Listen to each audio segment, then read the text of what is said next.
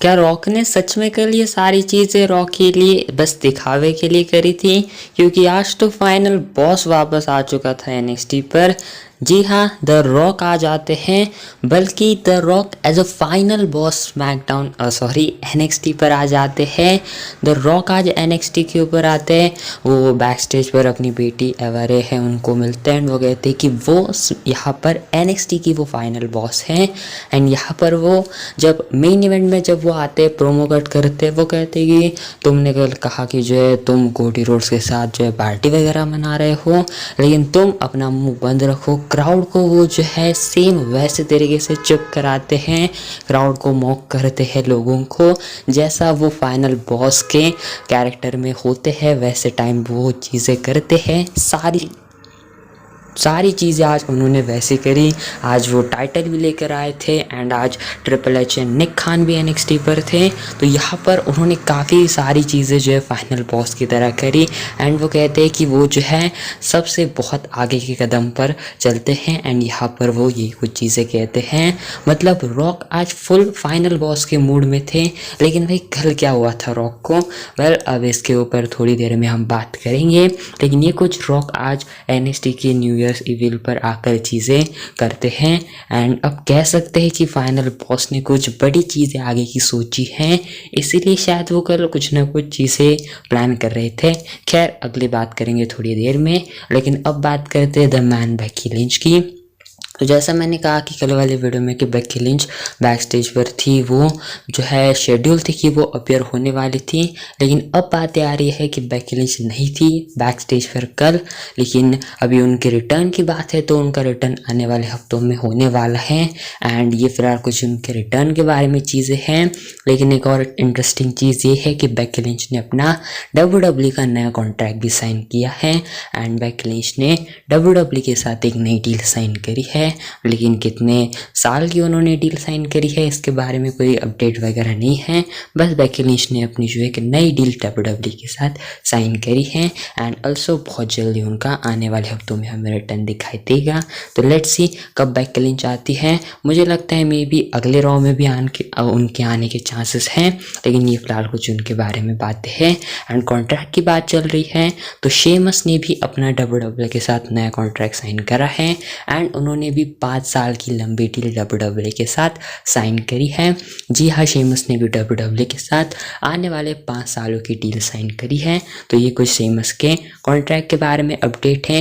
बाकी अब let's see Sheamus का आने वाले WWE में किस तरीके का हमें फ्यूचर दिखाई देता है। बात करते हैं हम लोग rated R superstar Edge and Damian Priest के बारे में। एज के एक्चुअल ओरिजिनल प्लान्स के बारे में ये बातें सामने आई है अब जाकर।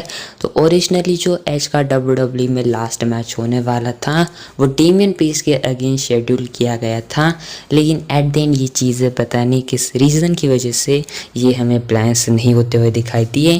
एंड इसके कारण इनका जो मैच भी हमें कभी दिखा नहीं। वैसे इनका मैच हमने देखा भी है WWE पर, लेकिन एक लास्ट मैच एज का ऐसा WWE दिखाने वाली थी, या फिर मे बी एक सच में उनका ये रिटायरमेंट मैच होने वाला था WWE में। लेकिन शेमस ने बाद में जाकर इस वाले आइडिया को जो है बताया कि मे बी वो हो सकते अपोनेंट, तो इसलिए शेमस का मैच हुआ था। हमने देखा भी था स्मैकडाउन में जब एज ने अपनी रिटायरमेंट ली थी। लेकिन ओरिजिनली उस जगह पर शेमस की बजाय अपने डेमियन पीस होने वाले थे। लेकिन ये फिलहाल कुछ बातें हैं जो कि अब जाकर सामने आई हैं। तो ये कुछ ओरिजिनल प्लान्स थे। कल हमने देखा मंडे नाइट रॉ में कि लिव मॉर्गन अपनी चैंपियनशिप हारती है। अब टाइटल हारने के बाद तो ऑब्वियसली वो बहुत जो है नाखुश है। वो जो है अपनी जो ट्विटर है वहाँ पर अब उन्होंने जो है अपने ट्विटर की बायो से अब ऑफिशियली वुमेन्स वर्ल्ड चैम्पियन के जो नेम था उन्होंने लगाया था अपनी बायो में ट्विटर पर, तो उसको अब उन्होंने जो है रिमूव कर दिया है। एंड यहाँ पर से ये कुछ जो है अपनी कह सकते लिव मॉर्गन का जो है अब फिलहाल दिख रहा है कि वो जो है इससे नाखुश है, वो अपसेट है। लेकिन देखते हैं क्या होता है उनके बारे में। वैसे उनके बारे में काफ़ी कमाल की वीडियो कल चैनल पर प्रेजेंट है, तो आप जाकर वो वीडियो देख सकते हो। एंड अब बस लेट्स सी क्या होती है उनके नेक्स्ट डायरेक्शन एंड क्या कुछ उनके आगे के प्लान्स होते हैं, ये तो आने वाले वक्त में पता चलेगा। लेकिन कल जो WWE ने रॉ का शो दिया नेटफ्लिक्स के ऊपर, ये WWE को काफ़ी प्रॉफिटेबल होने वाला है ऐसा दिख रहा है, क्योंकि एक डेटा निकल कर सामने आ चुका है। जो WWE का जो ये शो था वो नेटफ्लिक्स के ऊपर आया था एंड जो नेटफ्लिक्स के ऊपर टॉप 10 जो शोज़ हैं तो उसके ऊपर नंबर 1 पर WWE ने रैंक करा है। जी हाँ, टॉप 10 टीवी प्रोग्रामिंग जो यूएसए में थी इसके ऊपर नंबर 1 पर है WWE का कल का रॉ का नेटफ्लिक्स वाला शो। एंड इसके बाद जो है नेटफ्लिक्स का ये नंबर 1 शो बन चुका है। तो WWE वैसे देखे तो जो है अब लग रहा है धीरे धीरे प्रॉफिट में इसके साथ आने वाली है। बस अब इंतज़ार है कि कितने नंबर्स WWE ने इस वाले शो से जनरेट करे हैं, कितनी व्यूवरशिप WWE को इस वाले शो से मिली है। आने वाले कुछ दिनों में ये भी डेटा हमारे सामने ज़रूर आएगा। लेकिन अब हम लोग बात करते हैं उस बड़ी चीज़ के बारे में जो कि है Roman Reigns, Rock and Cody Rhodes के बारे में, स्पेशली अपनी people's champion the final boss Rock के बारे में। तो बैक स्टेज पर बिलीव ये है लोगों को कि रॉक डेफिनेटली रेसलमीनिया 41 के कार्ड का हिस्सा होने वाले हैं, लेकिन वो रेसलमीनिया में प्रेजेंट तो होंगे लेकिन वो किसी मैच में कम्पीट नहीं करने जा रहे हैं। जी हाँ, बताया जा रहा है कि वो किसी मैच में हिस्सा नहीं लेंगे लेकिन स्टिल वो कार्ड के ऊपर होंगे। मतलब अब क्या वो जो है प्रोमो के लिए आएंगे या फिर रोमन रेंस या फिर कोडी रोड्स पर अटैक करने के लिए आएंगे, ये चीज़ें पता नहीं।